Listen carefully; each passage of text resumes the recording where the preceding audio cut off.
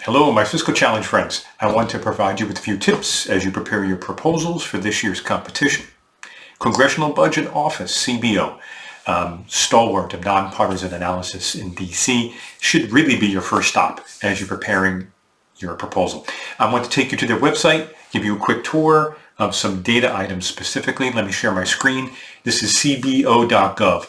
Lots of good analysis for you. Today I want to focus on the data. If you click on this link here, the data item comes up and you'll see two columns, budget and economic. I want to focus on the budget forecasts. You'll see many, but three I want to pay attention to. Discern the differences. 10-year budget projections, long-term budget projections, historical data.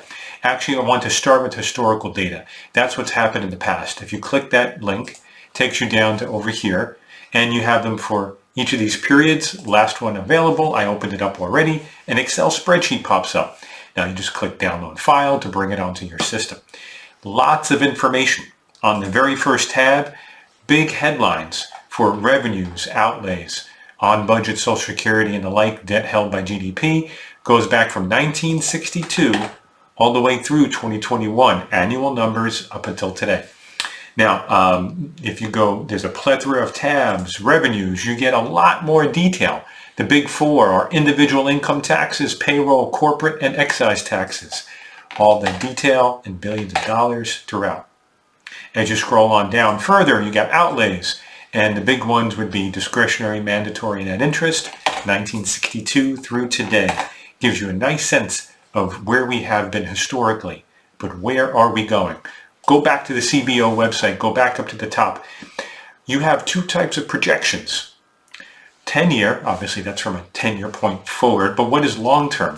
30-year. Traditionally, what the CBO means by long-term is a 30-year budget projection.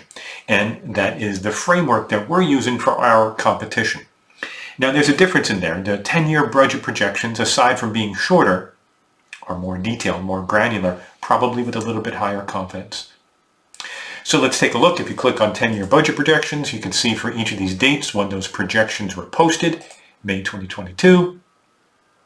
Call that one up. And you can see, again, it's a bevy of different spreadsheets, table 1-1, going horizontally, 2021 through 2032, and you have it for different pieces of revenues and outlays, as well as the total deficit and debt. And then don't forget, we're looking at debt to GDP, which means you need both numerator and denominator. They have projections for GDP.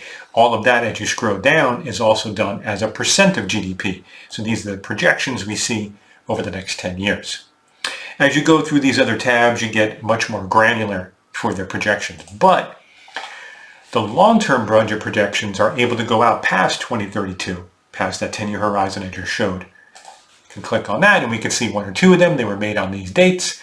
And again, a spreadsheet pops up. Notice there's fewer tabs. That's because there's less granular information. It's typically more difficult to project further out into time. Summary of the extended baseline. What do you get? Fiscal years 2022 through 2052. That's the 30-year horizon that you're planning for. You get total revenues, but not a demarcation and delineation among them. You have different types of spending.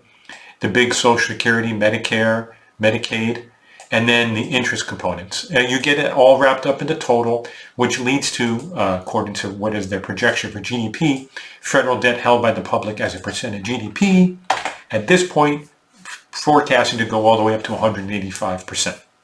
All that information is here on the data page of the Congressional Budget Office website. Hope that's helpful. Good luck.